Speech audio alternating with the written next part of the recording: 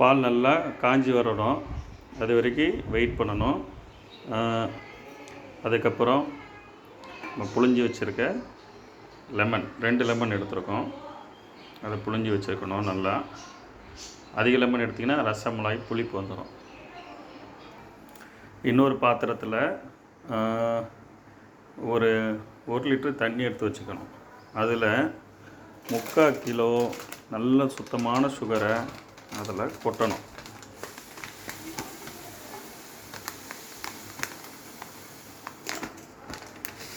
இதை நல்லா சிம்மில் வச்சு ஹீட் பண்ணணும்.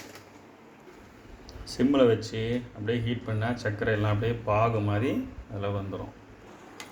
பால் நல்லா பொங்கி வரும்போது இந்த மாதிரி கலக்கி விட்டுக்கிட்டு நல்லா அப்படியே திக்காக இருக்க பால் அப்படியே கலக்கி விட்டுக்கிட்டே இருக்கணும்.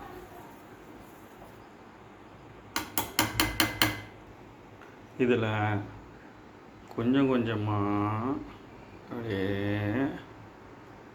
லெமனை ஊற்றணும்.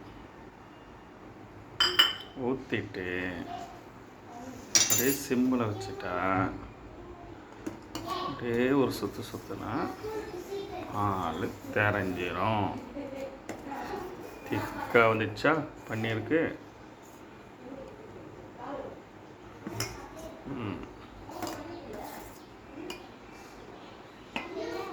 அப்படியே கொஞ்சம் கலக்கி விட்டுட்டு வண்டியை லேசாக வச்சுட்டு அப்படியே ஆஃப் பண்ணி விட்டிங்கன்னா பன்னீருக்கு ரெடியாகியிருக்காரு.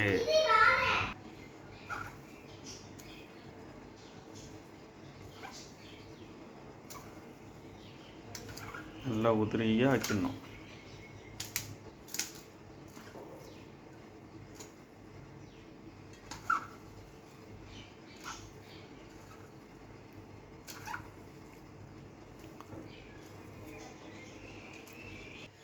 இதை நல்லா பிசையணும்.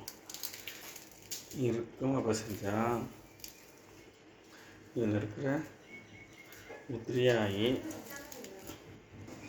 நல்லா பிசைஞ்சி இப்படி உருண்டையாக மாவு மாதிரி ஆக்கிடணும். அதுக்கப்புறம் அது சின்ன இட்லி மாதிரி உருட்டி வச்சுக்கணும். ஓகே, இந்த மாதிரி அழகாக பன்னீரை இந்த குட்டி குட்டியாக இட்லி மாதிரி செஞ்சாச்சு. இது என்ன பண்ணணும்னா, இப்போ கொதிக்கிற நம்மளோட சுகர் பாவில் இதை வந்து கொஞ்ச நேரம் ஒரு 15 மினிட்ஸ் அதில் வைக்கணும்.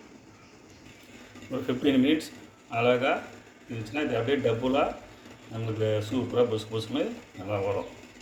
வெயிட் பண்ணி பார்ப்போம். இது எந்த அளவுக்கு புசுன்னு வருதோ அதோட முக்கியமான இன்க்ரீடியன்ட் இதுக்கு வந்து மில்க்கை நல்லா காய்க்கணும்.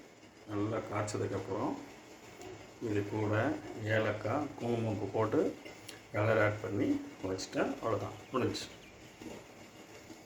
பாலில் இந்த மாதிரி குங்குமப்பூ போட்டு நல்லா கிளறி விட்டுறணும்.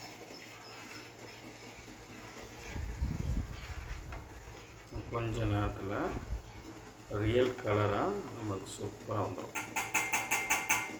இப்படி பால் கொதிச்சிட்ருக்கும் போது இதுலேருந்து ரசமலாய் எடுத்து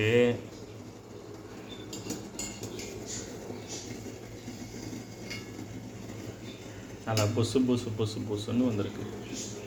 இட்லி மாதிரி இருக்கும். முடிஞ்சளவு தண்ணியை வடிகட்டி இவனை அப்படியே உள்ளே இறக்கிற வேண்டியதான்.